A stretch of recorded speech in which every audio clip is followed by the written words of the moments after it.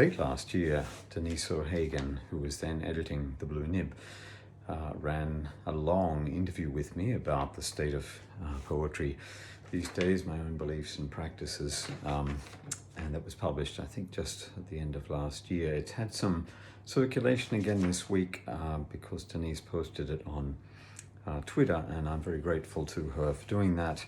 It was a wonderful interview, and in the course of it, she asked me the time-honored question about what an older, established poet might have to say by way of advice to younger poets. And it feels preposterous to think of oneself as old or as having anything by way of advice. But here's what I offered then. I said, these times are troubled, like old times.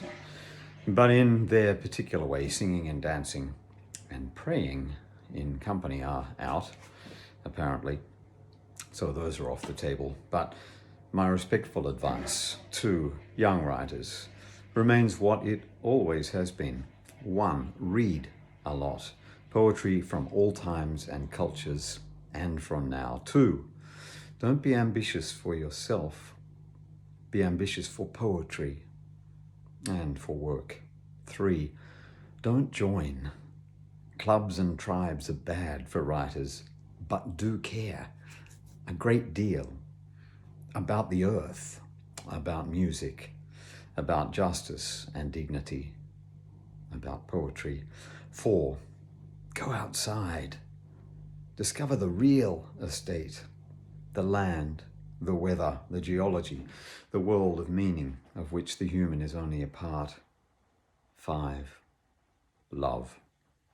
6, study form and technique. Literature, poetry in particular, is old and long and wise. Take your time and keep practicing. Go to school, learn all the rules you get to break later.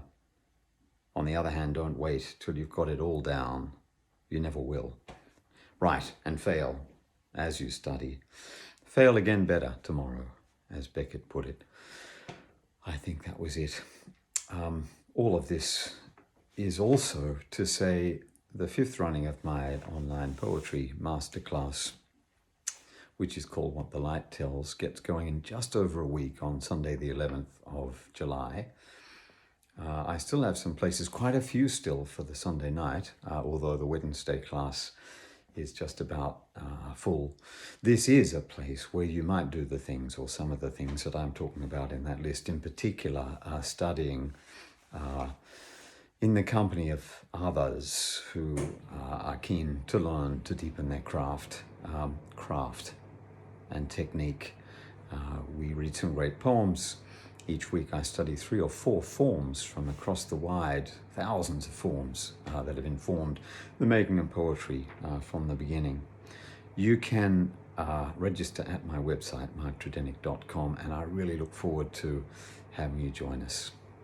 Be well.